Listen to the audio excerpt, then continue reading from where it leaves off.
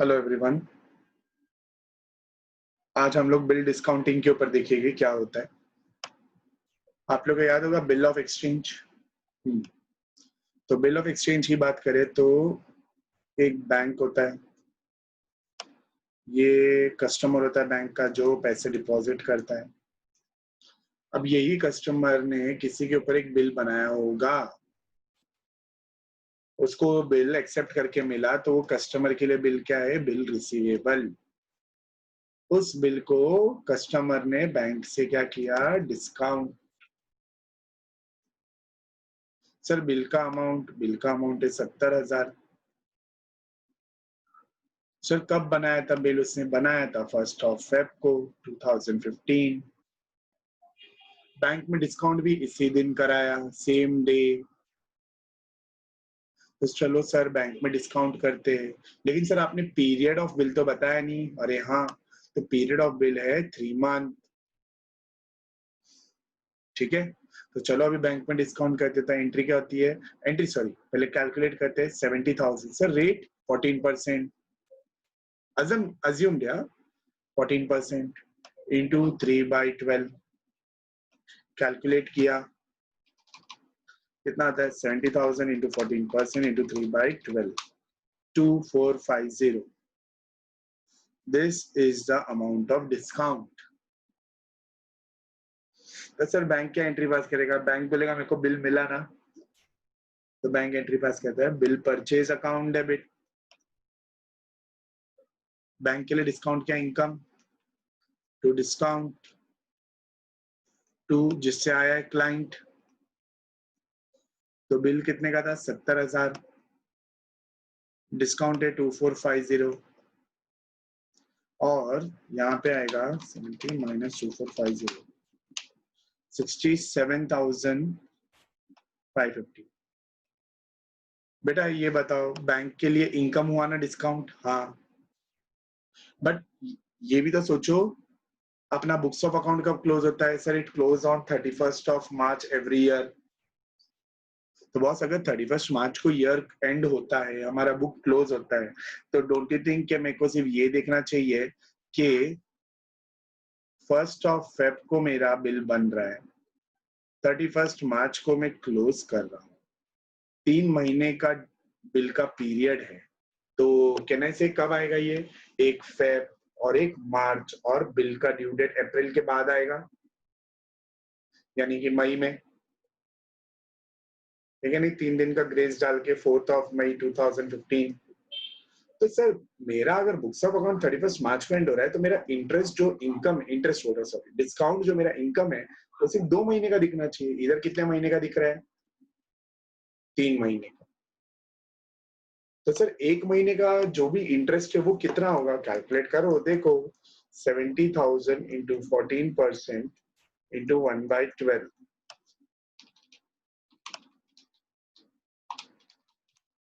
817 ले लिया। तो कहने से वो सर इस साल का इनकम नहीं है? हाँ, वो इस साल का इनकम नहीं है। Discount account debit 817। तो सर वो जाएगा कहाँ? बेटा वो नेक्स्ट ईयर के लिए कैरी फॉरवर्ड होगा, क्योंकि नेक्स्ट ईयर में दिखेगा ना वो। हाँ, तो कहाँ डाले सर? उसके लिए एक अकाउंट बनाते हैं हम लोग, रिबेट ऑन बिल डिस्काउंटेड। क्या? Rebate on bill discounted. कितना? 817। तो कहने से बचा हुआ 2 महीने का जो इंटरेस्ट है वो मेरा इनकम है। हाँ, वो तुम कहाँ डालोगे? पीएनएल अकाउंट के क्रेडिट में। क्लियर? कितना? 2450 माइनस 817, 1633। ये आपका इनकम बन गया। ये किसकी बात हो गई? ये मैं ऐसा बोल सकता हूँ, ये पूरा ट्रांजैक्शन 14-15 का हुआ है ना। तो सर 50, ये देखो एक मिनट, हाँ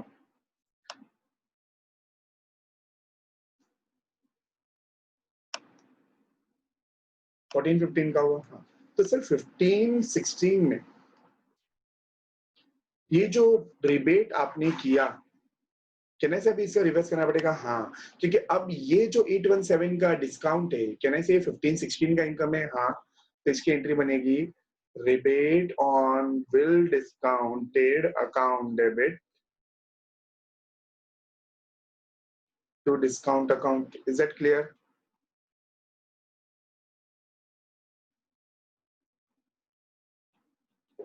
कोई डाउट? नहीं. तो इन शॉर्ट में ऐसा हो सकता हो 14-15 जब बुक क्लोज हुआ होगा तो rebate on bill discounted showed credit balance. Very good. तो अभी शुरू करते हैं हम लोग एक सम.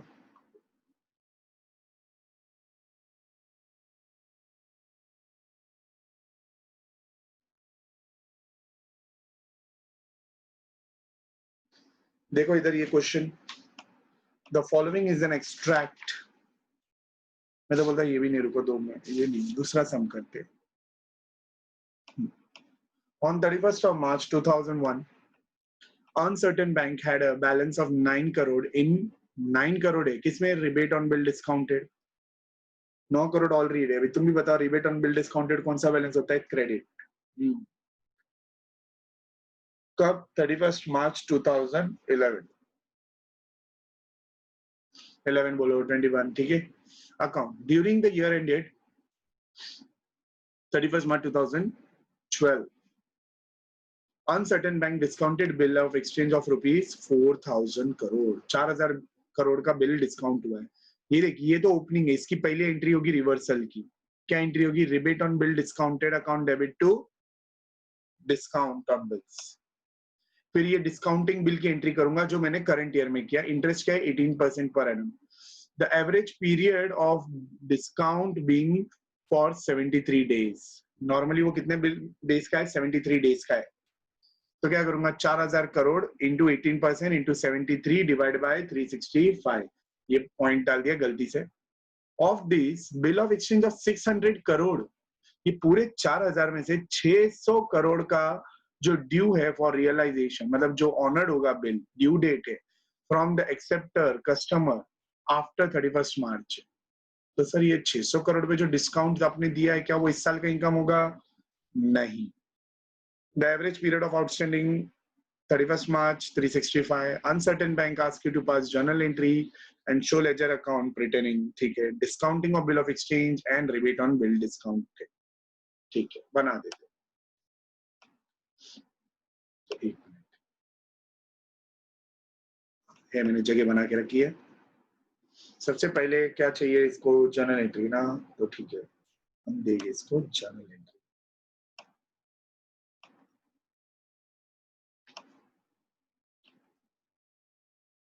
वो रिबेट था ना. तो एंट्री बनेगी rebate on bill discounted account debit to discount on bills account. इतना सीधा 9 करोड़ बोला है ना, तो मैं ऐसा बोलता हूँ 1 रुपीज है इन करोड़, रुपीज इन करोड़. कितना? 9 करोड़. 9 करोड़ पॉइंट में डाल देता हूँ, क्या पता दूसरी कोई चीजें पॉइंट में आए. Narration being the transfer of opening balance in rebate on the discounted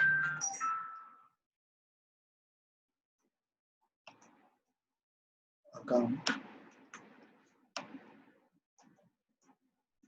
to discount on bill account.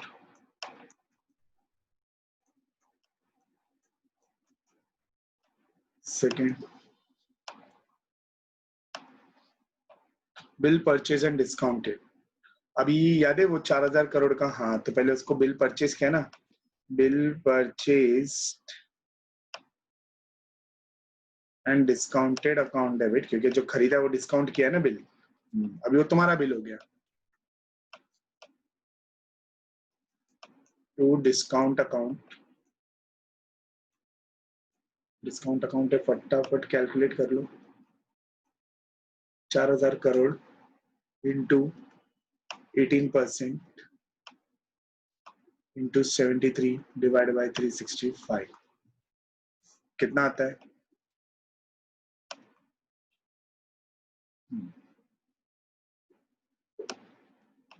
To client account bill कितने का था? 4000 crore.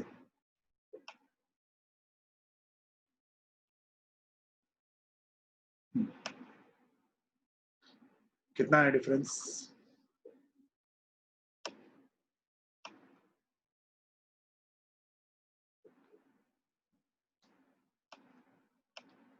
being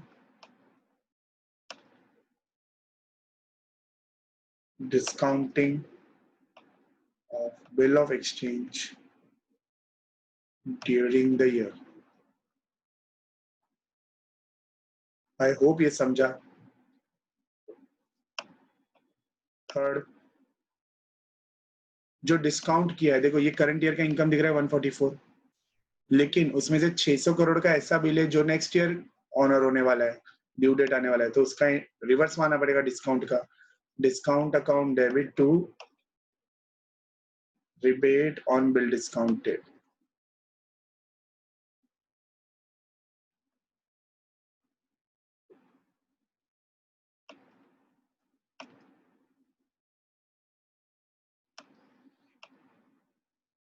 For how many days? 73 days। और क्या है क्या नहीं?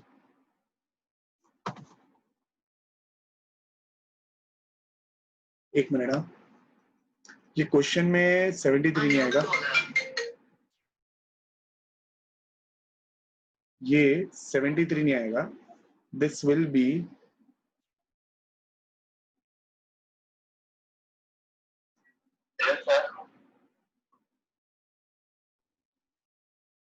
ओके। इधर जो लिखा हुआ था ना क्वेश्चन में 3.65 डेज, वो एक्चुअली 3.65 डेज ही है, यानी कि वो जो 600 करोड़ का जो बिल है ना, उसका कितना डेज हुआ है? सिर्फ 36.5, 36.5 डेज। तो वही लिखूंगा इधर में।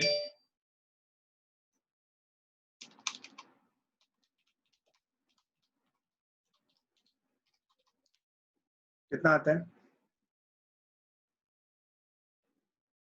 10.8। 10.8 ये वो डिस्काउंट है जो नेक्स्ट ईयर में आएगा। Being unexpired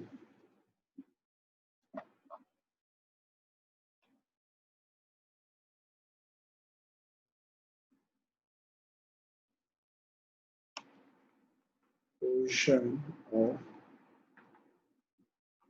discount in respect of the discount bill of exchange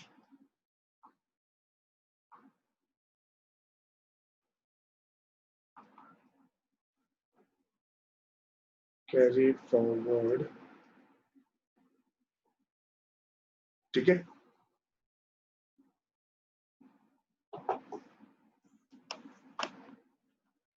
फिर क्या है? Fourth.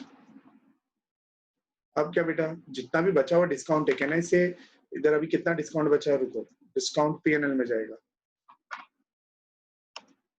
Discount account debit to profit and loss account. कितना है discount?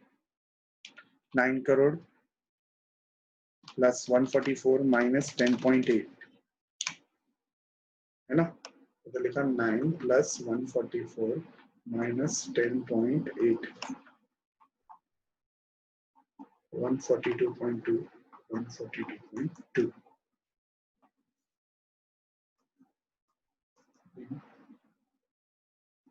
amount of income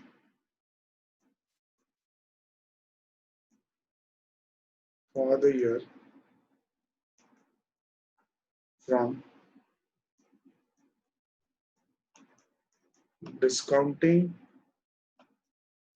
of bill of exchange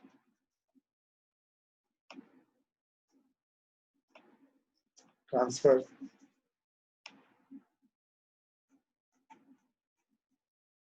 to profit and loss account.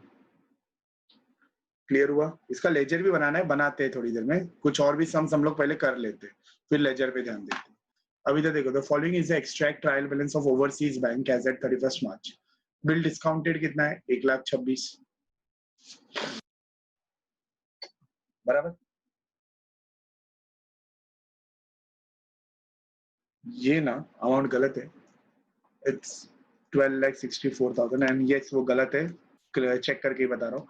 Rebate on bill discounted not due on March 31, ये इतना amount है 22, और discount कितना अभी तक receive हो गया है? 1,05,708। अब ध्यान दो, analysis of the discount is as follows. ठीक है, calculate rebate on bill discounted on 31 March and show necessary journal entry. ठीक है, जर्नल एंट्री देंगे। अब बेटा ध्यान देना, 31 मार्च को खत्म होता है, अमाउंट है, ड्यू डेट इसका ये है और रेट है। कहने से 1,46,000 का बिल है, ड्यू डेट जून में आ रहा है, कहने से मार्च में खत्म हो गया सब कुछ। हाँ, तो मार्च के बाद क्या आया? अप्रैल 30 डेज, मई 31 डेज, जून 5 डेज। तो एक जो टोटल कितना होता है? 30 + 31 + 5 कितना होता है? 66।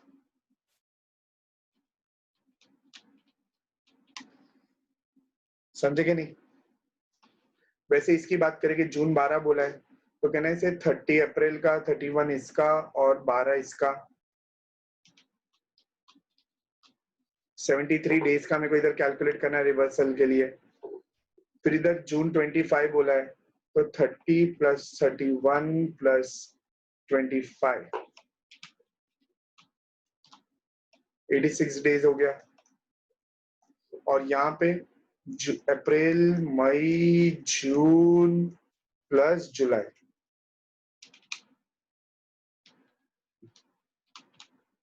97 days.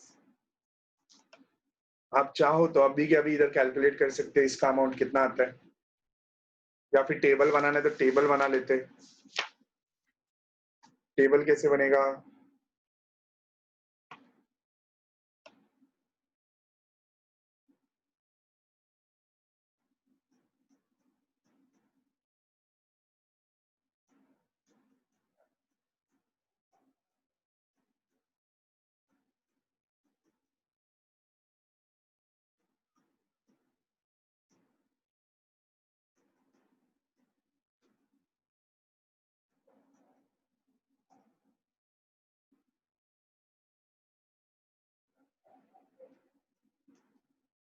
Value,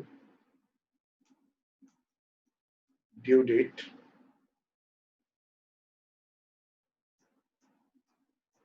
days after 31 March,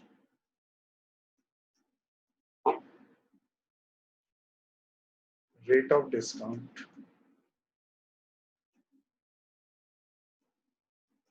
और डिस्काउंट का अमाउंट।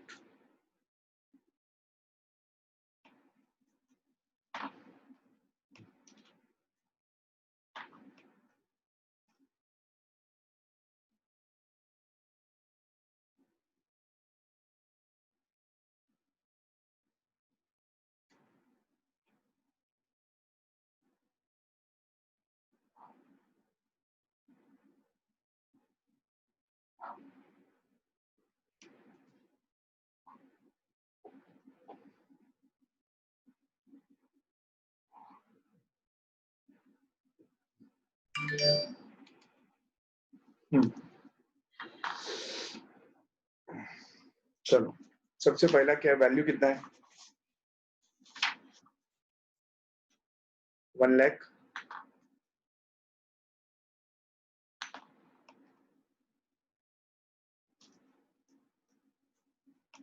1,40,000, 4,36,000,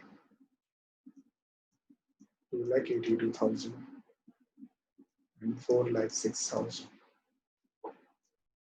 ड्यू डेट क्या है? जून 5, जून 12,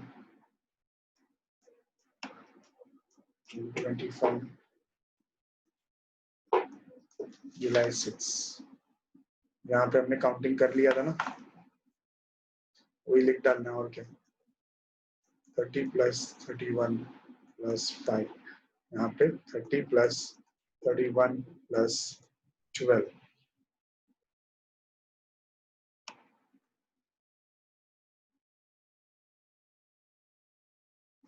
30 plus 31 plus 25 30 plus 31 plus 30 plus 6 97 अभी रेट कितना दिया इधर इन लोग ने 14 14 14 और ये आता है 16 अकेला कैलकुलेट करो 1,40,000 14% into 66 divided by 365 3544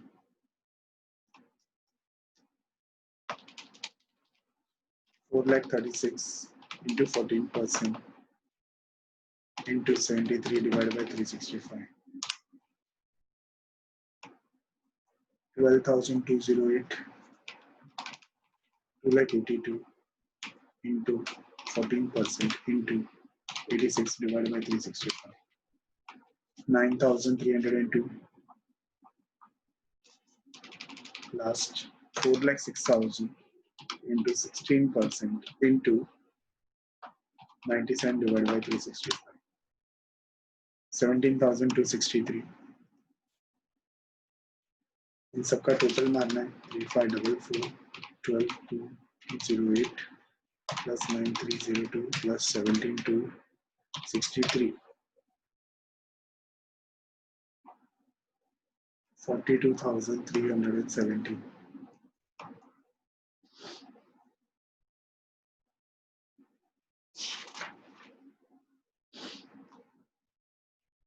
42,370 ये आपका टोटल बनता है।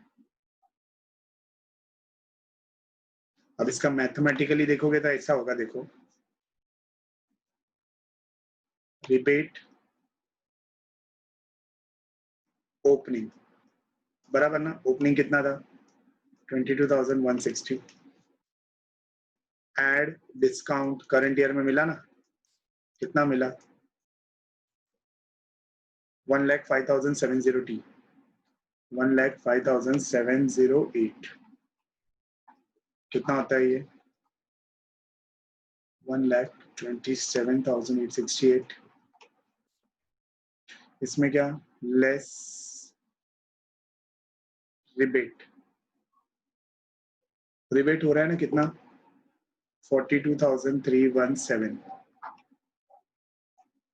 तो कितना आता है 85,551 ये आपका बनता है।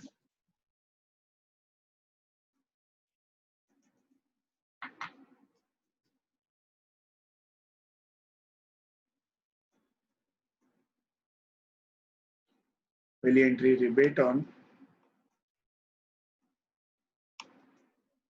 बिल डिस्काउंट अकाउंट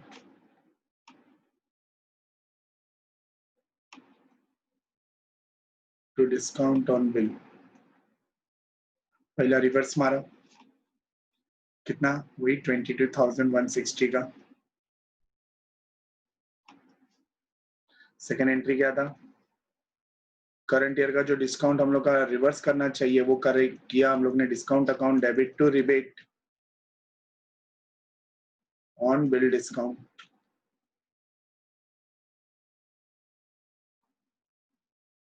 कितना निकला था वो 42,317 और आखिरी एंट्री जो डिस्काउंट बनता है वो पीएनएल में डालना, discount account debit to profit and loss account कितना वो हम लोग ने देखा ना इधर 85,551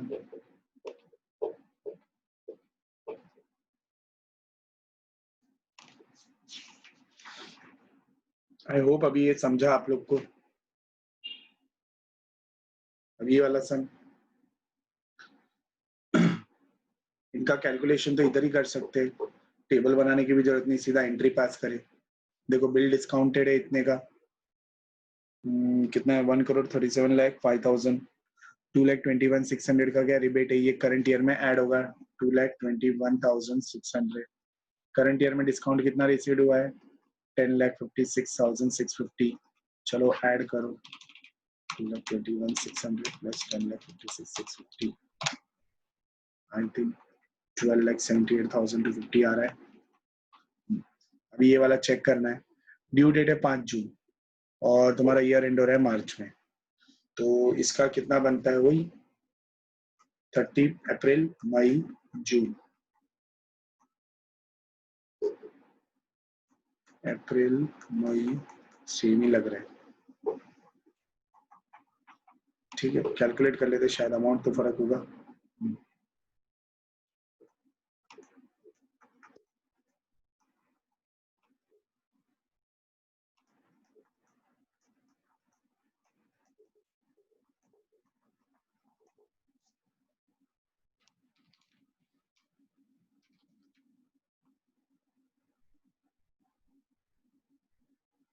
पहले लेगा 18,25,000 into 12% into 66 divided by 365, 39,600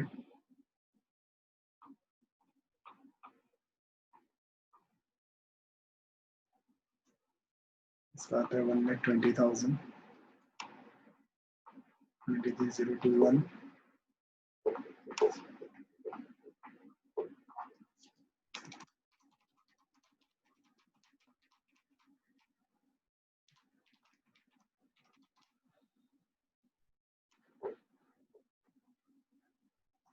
$25,254। ये इसमें से क्या होगा माइनस होगा 4,25,254,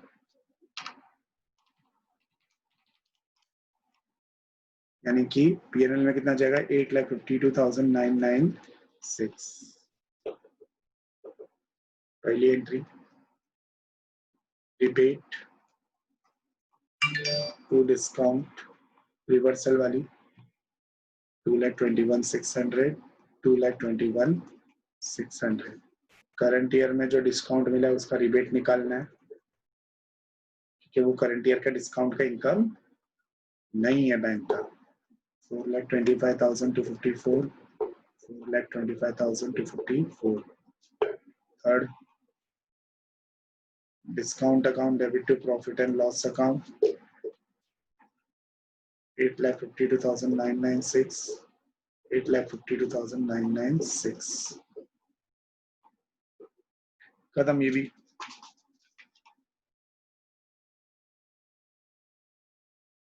डन। अभी ये वाले सब में अगर देखेंगे क्या बोला है, calculate the rebate on bill discounted for 31 दिसंबर, सिर्फ करंट ईयर का उसको ढूंढ के दिखाना है। अब यहाँ पे देख सकते हैं आप लोग, डेट ऑफ बिल है, पीरियड है, बराबर, डेट ऑफ बिल है, पीरियड है, आपको कैलकुलेट करके देने का है कि करंट ईयर का कितना डिस्काउंट है जो कि रिबेट में जाएगा, है ना। तो यहाँ पे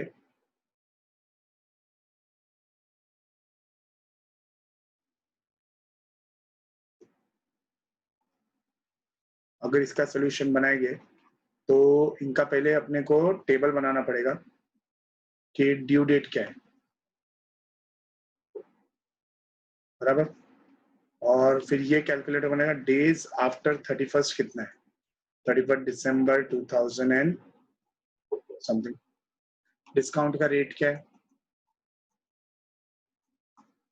और उसका रुपीस कितना है। सर लेकिन वैल्यू वैल्यू इधर डाल दिया बेटा। अब ड्यू डेट निकालना है, देखो 15 अक्टूबर, 3 दिन ग्रेस, 18, 18 और ये 5 जला कितना आता है 18 मार्च 2000, 2000 ठीक है, 10 प्लस 13, 13 प्लस ये 4 डाला, ये भी आता है 13th ऑफ मार्च, 25th, 4 महीना, ये भी मार्च में ही आएगा, 3 दिन ग्रेस, 2803, 202, 28 दिसंबर है, 3 महीना, 23rd March 20 and value of bill क्या है? 25,000, 15,000, 20,000, 30,000।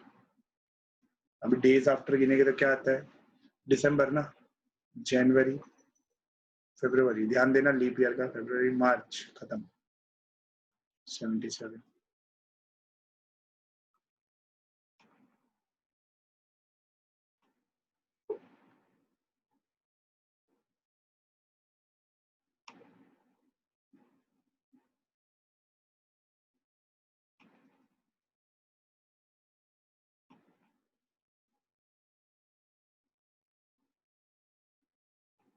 रेट ऑफ इंटरेस्ट हो गई है 8779। कैलकुलेट करेंगे 25,000 into 8% into 77 divided by 365, 421.92। 7%।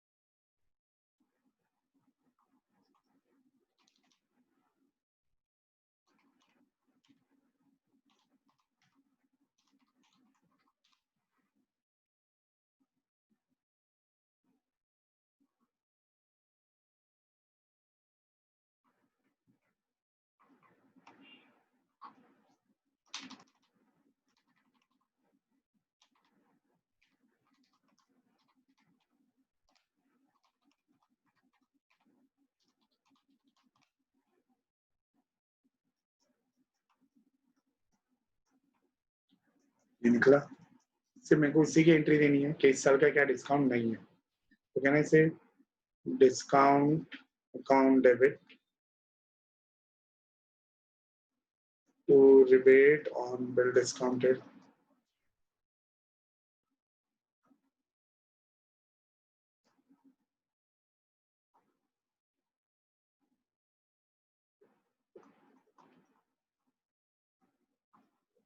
Clear? ये होने के बाद अपना लेजर वाला सम बाकी था ना, हाँ ये वाला, तो इसका लेजर बनाना है, तो थोड़ा सा जगह तो बनाना पड़ेगा। ठीक है, सॉरी लेजर बनाना रह गया, बनाने की कोशिश रखी है जो जो।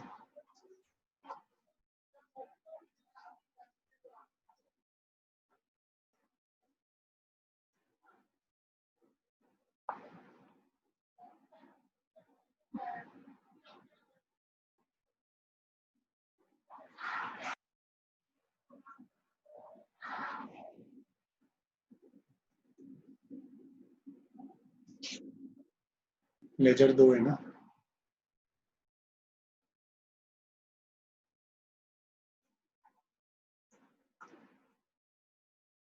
हाँ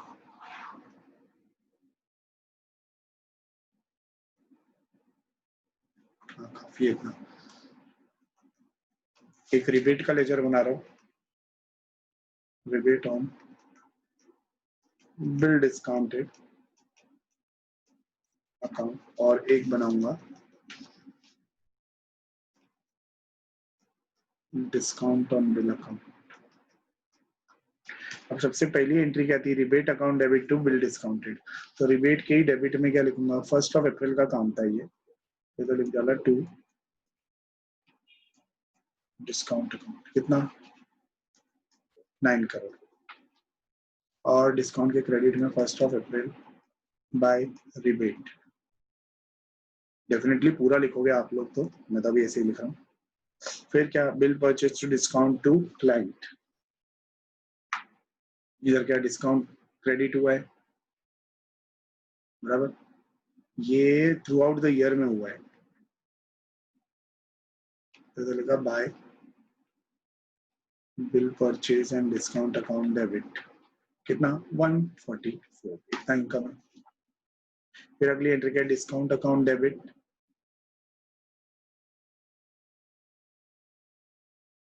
टू रिबेट कितना 10.80 वो इधर भी लिखा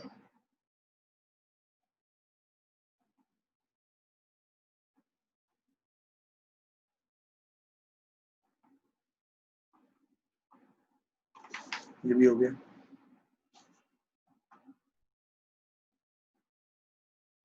फिर क्या लास्ट में discount account debit to profit and loss वो तो भाई सीधा पीएनएल में डाल दिया हम लोग ने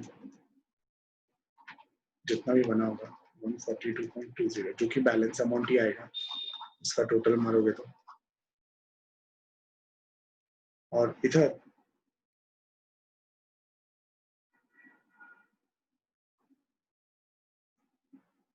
इधर एक एंट्री रह गई। क्वेश्चन में सीधा जर्नल एंट्री से गया। सबसे पहले इधर ब्रॉट डाउन आएगा ना 1 अप्रैल का by balance brought down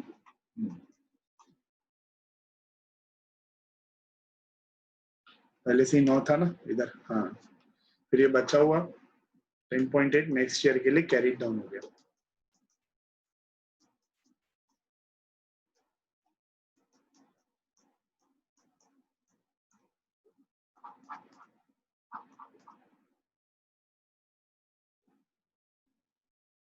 okay guys तो अभी हम लोग थोड़ा फॉर्मेट देखेंगे बैलेंस शीट का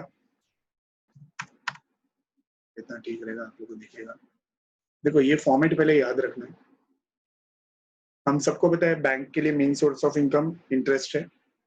बैंक के लिए इंटरेस्ट के पैसे आते कहाँ से? बैंक बाहर वालों से पैसे अपने इधर जमा करता है और दूसरों को उधारी पे देता है।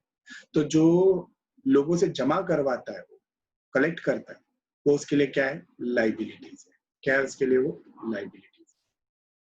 कहने से डिपॉजिट्स दूसरे बैंक से लेगा तो बोरोविंग्स कोई ना कोई छोटी मोटी तो लाइबिलिटी और प्रोविजंस तो होगी इसको भी। फिर वही असेट क्या होता है? देखो कुछ पैसे वो अपने हाथ में रखता है कुछ वो आरबीआई में भी तो उसको रखना पड़ेगा as per guidelines. Balance with bank and money at call at short notice. दूसरे बैंकों में भी पैसे रखते हैं वो लोग। लाइक होता है ना अभी एक बैंक को कम पड़ रहा है तो वो दूसरे बैंक से मांग लेता है फटाफट लेकिन कस्टमर को प्रॉब्लम नहीं होनी चाहिए। आपस में बैंक देखते रहे क्योंकि सभी बैंक का पूरा फंडा क्या है? आरबीआई से लिंक है। इन्वेस्टमेंट करती है बैंक एडवांसेस देती है फिक्स्ड एसेट अदर एसेट्स बहुत इजी है एकदम। अब इसका कीवर्ड है ना बड़ा मेरा तो अजीब ही हो थोड़ा ऐसा मैं बोलता हूँ कार्ड बो। ठीक है कार्ड बो capital reserve deposit borrowing others. ठीक है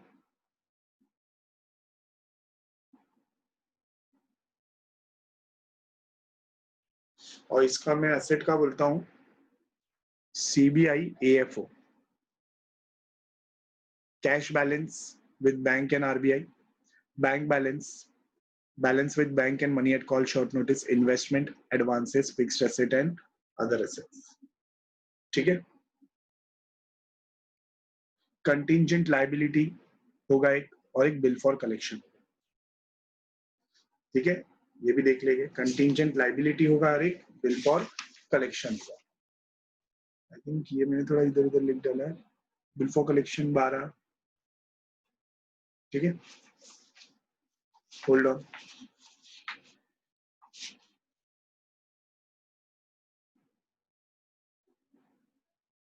हाँ कंटिंजेंट लाइबिलिटी 12 है। ठीक है पीएनएल देखेंगे आज हम लोग इसी से काम चालू करने वाले।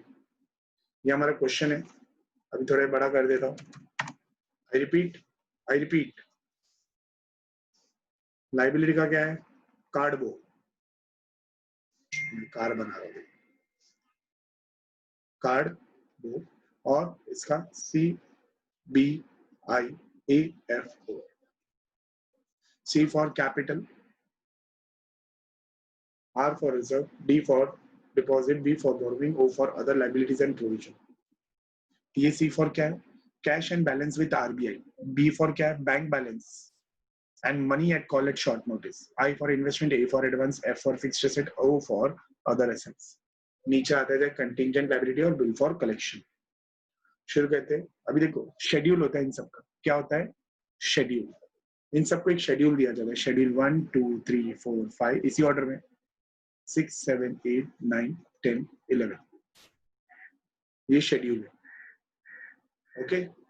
मैंने अपना सोल्यूशन इधर सोल्यूशन नहीं है, सिर्फ फॉर्मेट रेडी किया है. पूरा सोल्यूशन तो आप ही के साथ बनाऊंगा.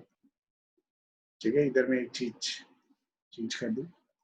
ये 12 है, मैंने इधर 12 लिखा था. अब देखो आपके सामने ये मैं 2 बार रख देता हूँ.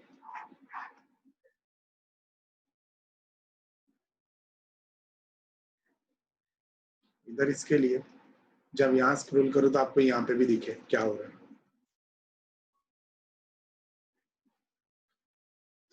तो थोड़ा बड़ा करना जरूरी है. थोड़ा बड़ा अच्छा रहेगा.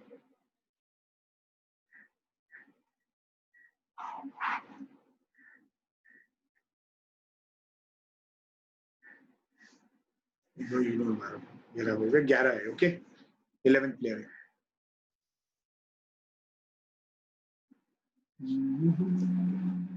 ओके. शेयर कैपिटल शेड्यूल 1 जिसमें इतने शेयर्स है 10 रुपए का. ठीक है. इन लाख से figure. Statutory reserve schedule 2 reserves है ना. Net profit before appropriation schedule 2. Profit and loss account schedule 2. Fix deposit बोला है. क्रेडिट बैलेंस है कहने से डिपॉजिट में ही जाएगा. Schedule 3. Saving account deposits schedule 3. Current account देख दोनों है, असेट में भी है और लाइबिलिटी में भी है. तो कहने से इधर समथिंग आएगा लेकिन इधर पहले क्या आएगा 3. यानी ये 520 तो शेड्यूल 3 में ही जाएगा. तो सर करंट अकाउंट डेबिट वाला कहाँ जाएगा? करंट अकाउंट डेबिट वाला कहाँ जाएगा? It will go to schedule 9. फिर कैसे? देख करंट अकाउंट में डेबिट बैलेंस हुआ है. करंट अकाउंट में डेबिट बैलेंस है मतलब क्या? बैंक को पता है कि मेरे को कस्टमर से इतना पैसा लेना है, यानी कि बैंक ने उसको ओवरड्राफ्ट फैसिलिटी दी है. तो बैंक के लिए क्या है वो? एडवांसेस. क्या है ये? Advances. Bills payable. Bills payable. Other liabilities and provision. Cash credit मतलब बैंक उसको कस्टमर को कुछ उधारी पे दे रहा है. असेट है देखो ये भी. तो ये क्या मैं बोलूंगा? Cash credit. कितना है? हाँ. तो ये भी क्या है? 9 एडवांसेस में जाएगा. यानी कि करंट अकाउंट और कैश क्रेडिट दोनों एडवांसेस में लिखूंगा मैं. Borrowing from other bank.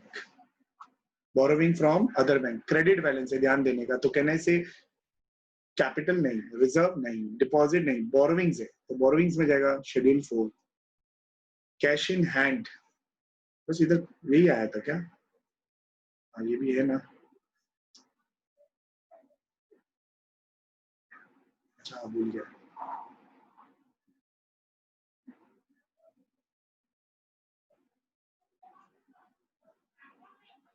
अभी यहाँ पे करते कैश इन हैंड.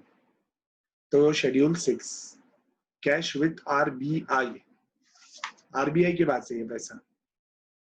तो ये भी क्या है? शेड्यूल 6. ये दिखना ये जो कैश विद आरबीआई है ना, मैं इसको स्टार मार्क कर. ओके.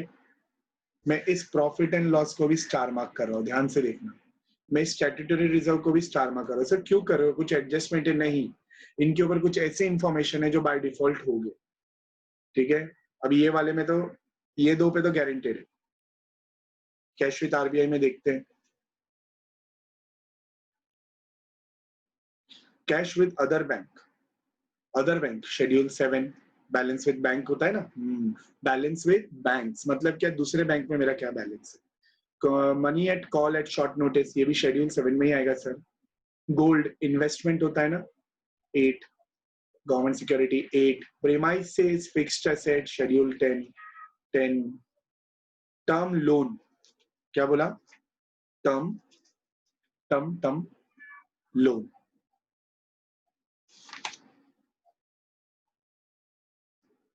लोन्स एंड एडवांसेस होता है ना, असेट है ना, दिख रहा है ना, क्लियर हुआ ये भी? कुल अब सर क्या करेंगे, इनको भर देंगे? नहीं, ये भी बाकी sir, bill for collection, bill for collection तो बिल फॉर कलेक्शन में ही जाएगा। एक्सेप्टेंस एंड एंडोर्समेंट ये सब कंटीजेंट लाइबिलिटी होती है। सर ये क्या होता है एक्सेप्टेंस एंड एंडोर्समेंट? ये ऐसी चीज है ना बेटा,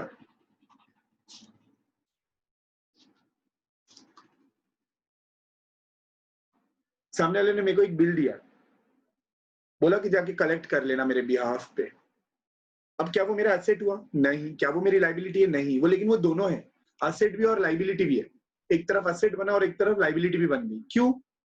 क्योंकि उसने मुझे बिल दिया तो मेरे को इतना पता है इस बिल के दम पे मुझे पैसा मिलेगा। किससे? दूसरी पार्टी से। और वो जो दूसरी पार्टी से पैसा आ रहा है, कहने से वो मैं पहली पार्टी को फिर से दूंगा, तो मेरे लिए लाइबिलिटी भी है। और ये पैसे मिल भी सकते हैं और नहीं भी मिल सकते, इससे कंटीजेंट लाइबिलिटी। तो schedule 12, claim against bank not acknowledgement as डेप्ट, ये तो सीधा दिख रहा है 12। ये डेप्रिसिएशन ऑलरेडी चार्ज हो गया, मतलब ये क्या नेट वैल्यू है, ये क्या है, ये नेट वैल्यू है। तो इनका मैं ग्रॉस या कॉस्ट ढूंढ लूंगा। 50% of term loan secured by government, ये इंफॉर्मेशन है, क्या है ये? इंफॉर्मेशन। और 10% कैश क्रेडिट इज अनसिक्योर्ड। ठीक है, अब शुरू करें। हाँ,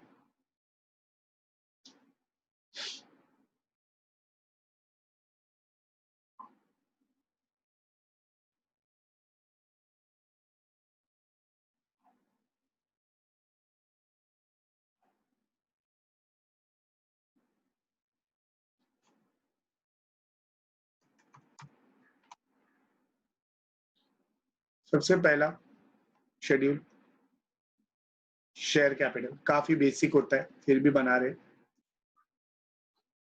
नॉट अ बिग डील। सबसे इंपॉर्टेंट होगा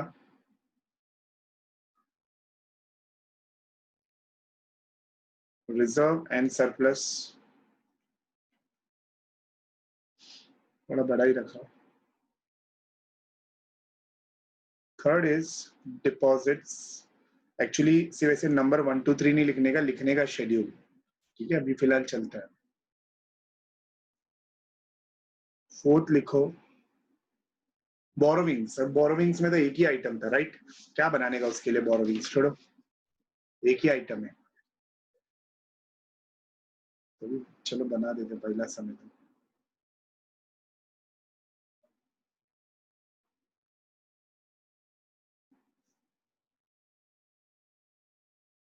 अदर लाइबिलिटी, इधर तो क्या है, सिर्फ बिल पेबल ही था।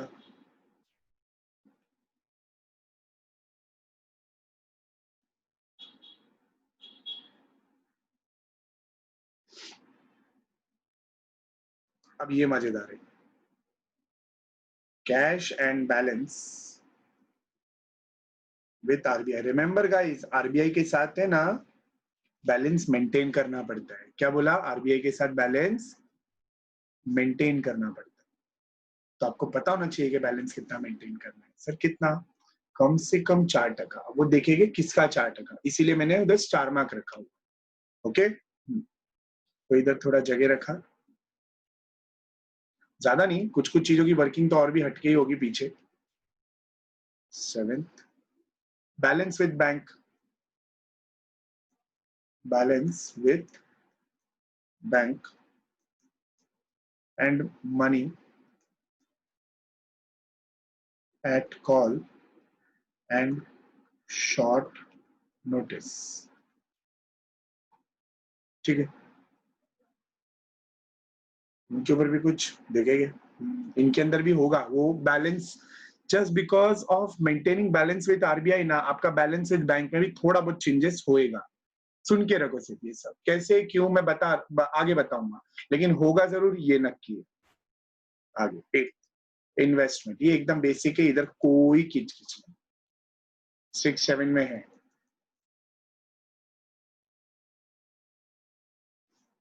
अब क्या, इधर इन्वेस्टमेंट के बाद मैं 9 का बना सकता हूँ, लेकिन नहीं, मेरे को 9 में थोड़ी अच्छी खासी जगह चाहिए। मैं इधर लेता हूँ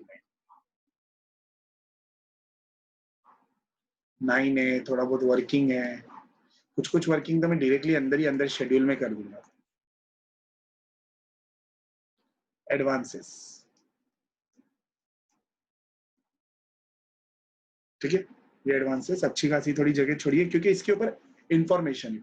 टर्म लोन याद है ना, इधर ही है। हाँ तो बस स्प्लिट अप है और कुछ नहीं, एकदम बोलते हैं ना ये भी बच्चों जैसा वाला पॉइंट है। अब ये 10 वाला पॉइंट भी तो और भी बच्चों जैसा ही है। क्या फिक्स्ड है, कोई कोई बड़ी बात थोड़ी है। कितना लाइन छोड़ेंगे, 7-8 लाइन छोड़ दिया। क्यों, वो क्या बोलते हैं इसका, अदर एसेट तो है नहीं, तो छोड़ो, अदर एसेट नहीं है तो लेट इट बी। 12, चलो हेडिंग देके रख देते अदर एसेट्स और ब्लैंक। 12 contingent liabilities, okay.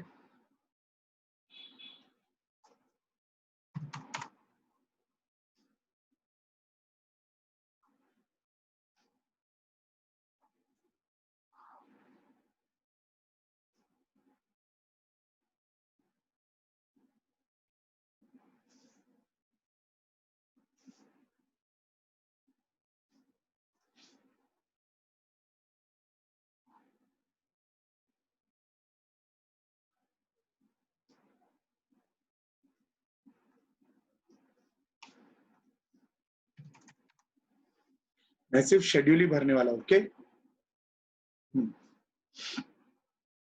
सबसे पहला पॉइंट क्या है क्वेश्चन में, शेयर कैपिटल।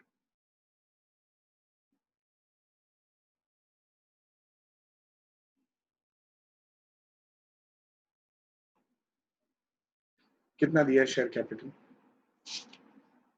19,80,000 शेयर्स, बराबर। तो ऐसा बोल सकता हूं, authorised issued subscribed and paid up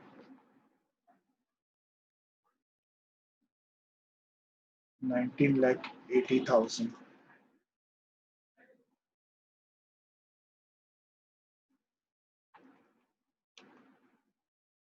10 each।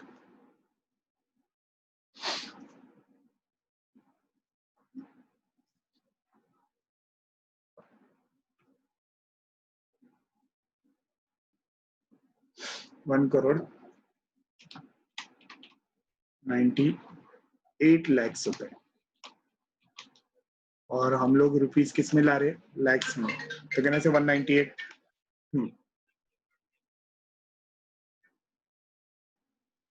ये आ गया 198। अब क्या आता है, अगला आइटम दिया हुआ है स्टैट्यूटरी रिजर्व।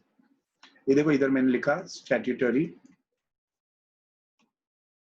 रिजर्व। गाइस ध्यान से देखना मैं क्या लिख रहा हूँ, ओपनिंग। ओपनिंग कितना है स्टैट्यूटरी रिजर्व का, 231। सर ओपनिंग क्यों ऐसा, बेटा देखो बैंकिंग में क्या होता है, जितना भी तुमने इस साल प्रॉफिट कमाया होगा ना, उसका 25%, क्या बोला, उसका 25% ट्रांसफर होता है स्टैट्यूटरी रिजर्व में, जो भी तुमने करंट ईयर कमाया होगा उसका। तो अभी वेट करना पड़ेगा ना, तुम पीएनएल तो बना नहीं रहे हो।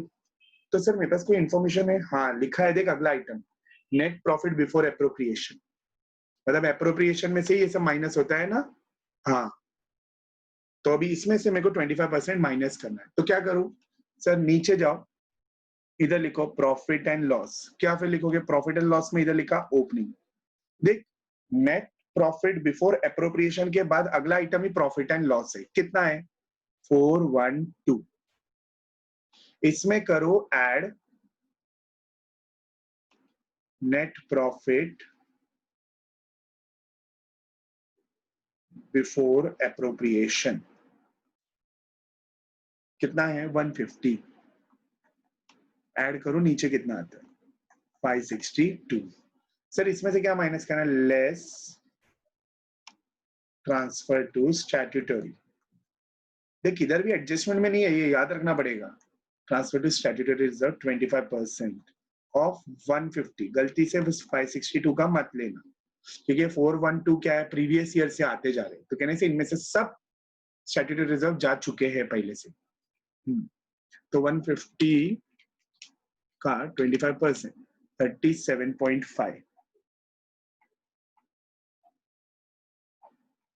कितना आता है?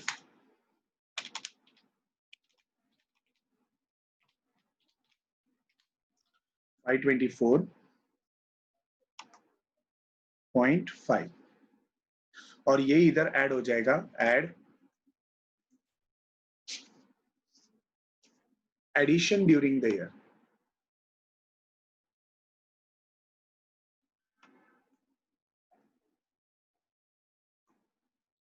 कितना 37.5, यह आता है 268.5। अब मैं बोलता हूं और तो कुछ है ही नहीं रिजर्व का, तुमने देखा था ना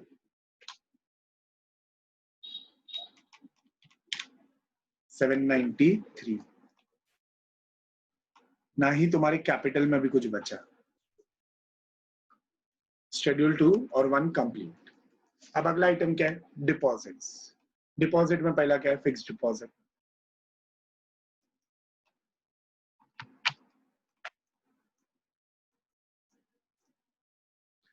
$517 सेविंग डिपॉजिट,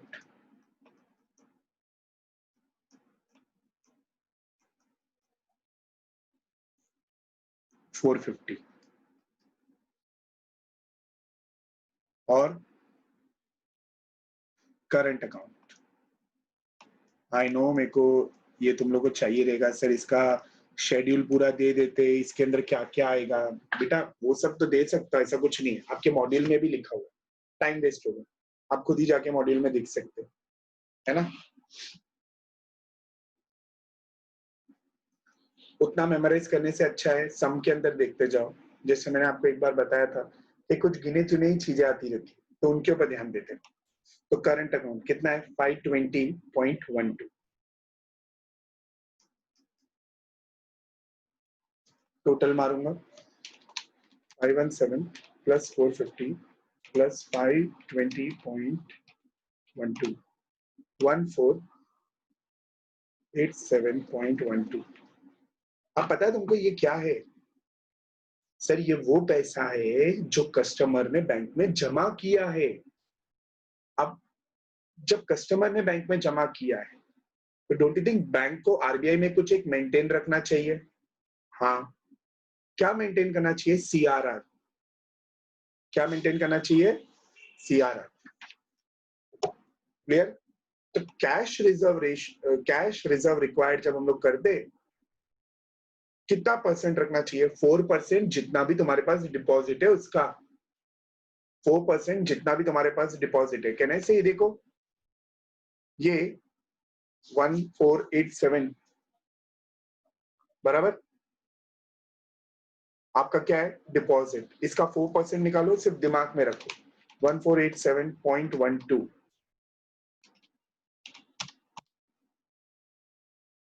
59.48 कितना आता है बेटा? 59.48। ऐसे रफ में लिख रहा हूं मैं, 1487.12 का 4% 59.48। इतना तो मेंटेन होना चाहिए ना सीआरआर बैंक में, बैंक में इतना पैसा होना चाहिए। अब आगे पढ़ के देखो क्या लिखा है। अरे सर लेकिन ये करंट अकाउंट का 28 बाकी है। हाँ तो चलो शेड्यूल 9 में, आगे शेड्यूल 9 में। शेड्यूल 9 में जब लिखोगे तो याद रखना, शेड्यूल 9 में एक और चीज भी है, कैश क्रेडिट। मैंने आपको लिखवाया होगा, देखो ठीक, करंट अकाउंट के नीचे बिल पेबल है, बिल पेबल के नीचे कैश क्रेडिट है। तो एडवांसेस में जाओगे ना तो इधर लिखने का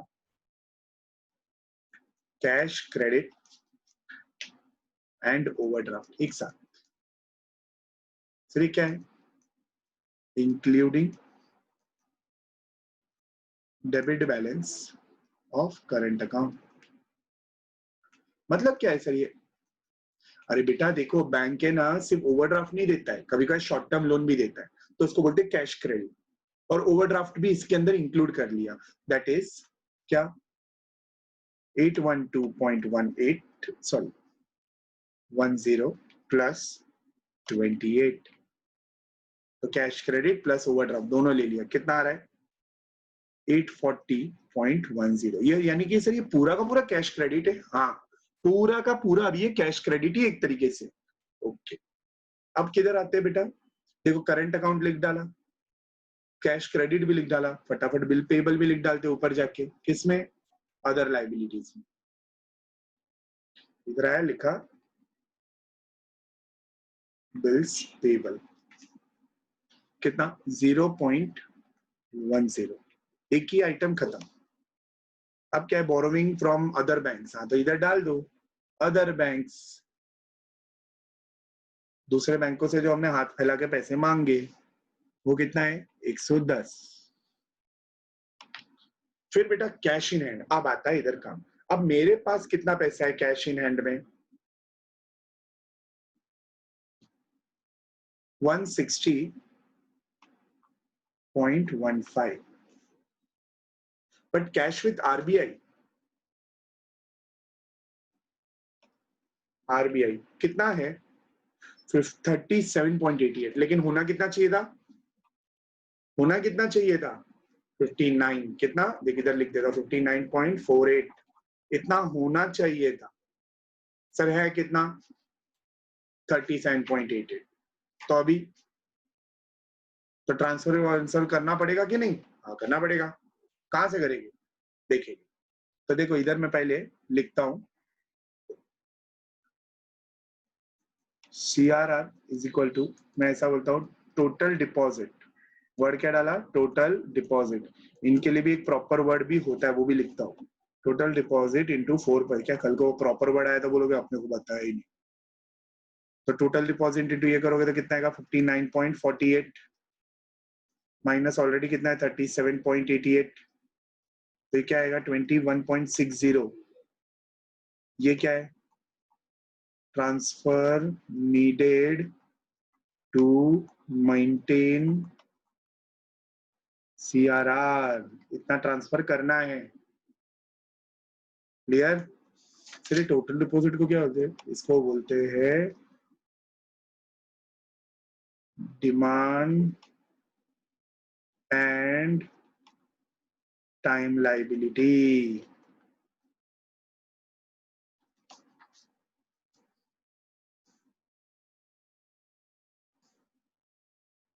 डन, ये भी हो गया। तो सर इधर लिखूं कितना, इधर चुपचाप लिखने का 59.48, क्योंकि ये तो मेंटेन करना ही है ना, हाँ करना है। तो सर जाएगा कहाँ से, दूसरे बैंक से भेजो, कैश तो नहीं भेजेगी हम लोग अपना, हाँ तो क्या करेंगे दूसरे बैंक से भेजेंगे, कैसे, अगला आइटम क्या है देखो क्वेश्चन में, कैश विद आरबीआई हो गया ना बराबर से, कैश विद अदर बैंक, तो इधर आते हैं normal bank, cash with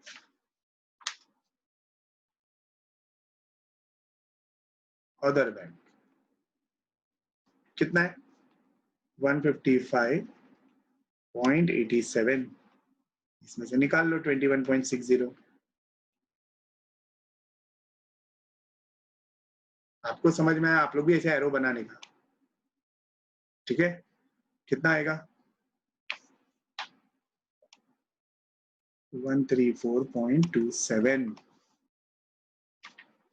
clear हुआ। फिर मनी एट कॉल कितना है 210.12, और कुछ है, गोल्ड ओल्ड मैंने शेड्यूल क्या लिखवाया 8 लिखा है ना, हाँ तो गोल्ड ओल्ड इधर आएगा अभी, गोल्ड 55.23, गवर्नमेंट सिक्योरिटीज 110.17, अब क्या बचा सर ये 840 है, हाँ तो फिक्स्ड एसेट है ना, पहले वो लिख लो, तो इधर लिखा premises, as I told you depreciate already हो चुका है, अब प्रीमाइसेस ऑलरेडी दिया हुआ है जो, वो एट कॉस्ट नहीं है, उसमें से डेप्रिसिएशन माइनस हो चुका है, तो डेप्रिसिएशन माइनस करो, माइनस करके जो फिगर आएगा वो मेरा WDV है, तो प्रीमाइसेस का WDV है 155.70। डेप्रिसिएशन नीचे दिख रहा है, कितना दिख रहा है डेप्रिसिएशन? 110 नहीं 1.110। कितना लिखा है? 1,10,000 है ना, तो डिवाइड करेंगे 1 लाख से तो 1 पॉइंट, तो ये डिफरेंस आ जाएगा आपको कितना आ रहा है? 156.80। फिर वैसे इधर क्या आएगा? फर्नीचर, फर्नीचर इधर लिखा एट कॉस्ट, इसमें से लिखा लेस डेप्रिसिएशन, डेप्रिसिएशन इधर 78,000 यानी कि 0.78, ये तो हम निकालेंगे ऑलरेडी। ये कितना दिया हुआ है? 70.12, कितना आएगा? 70.90, ये भी मिल गया। बचा आखिरी में क्या? Term loan. अब टर्म लोन कितना दिया है? 792.88। हाँ, टोटल कितना आता है इसका? 840.10 प्लस 792.88, 1632.98।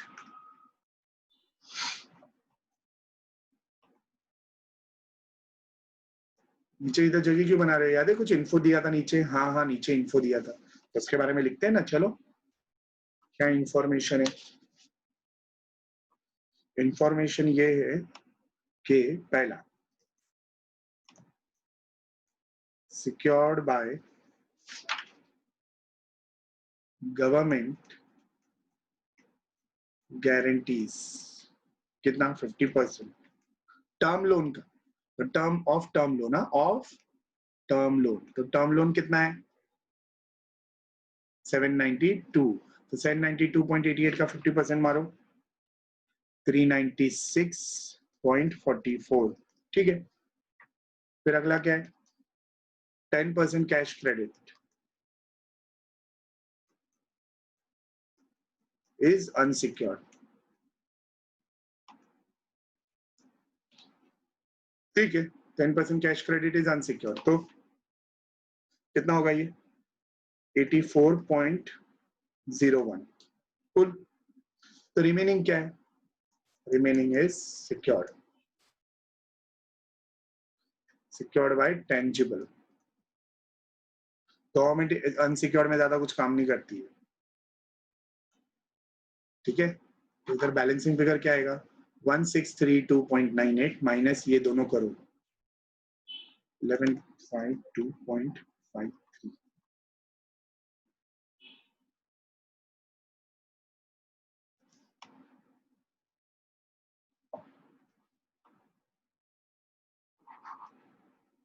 डन। अब यहां तक हम लोग का काम हो गया बराबर, राइट?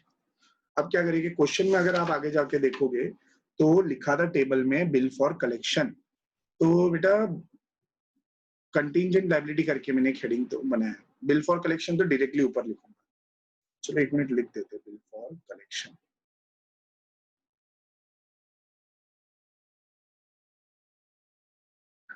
इधर आया बिल फॉर कलेक्शन, कितना अमाउंट दिया है?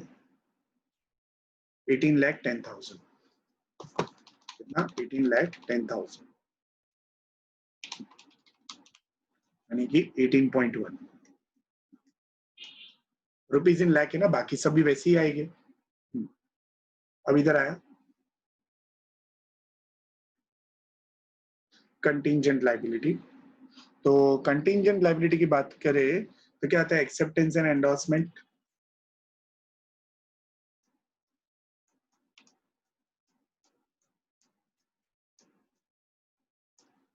14,12,000 है, 14.12। क्लेम है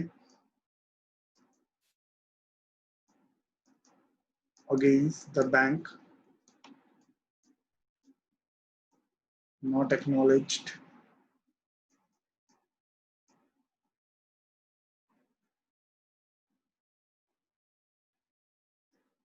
55,000।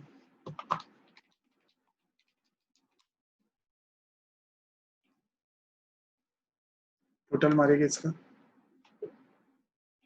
14.67।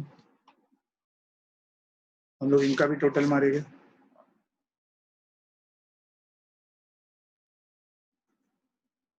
फिक्स्ड एसेट का 225.82,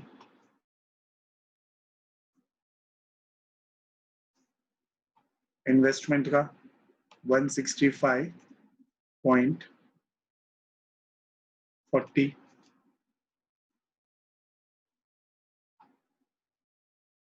इनका 344.39,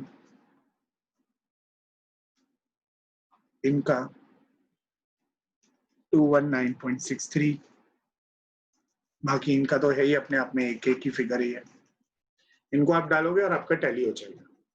क्या बस शेड्यूल को अपने आप में सेट करो, बात खत्म। सर टैली अमाउंट होगा इसका 2588.22, 2588.22। बस याद रखना ये अलग रहेंगे, बैलेंस शीट के बाहर के फिगर है। Clear? That's it for the day.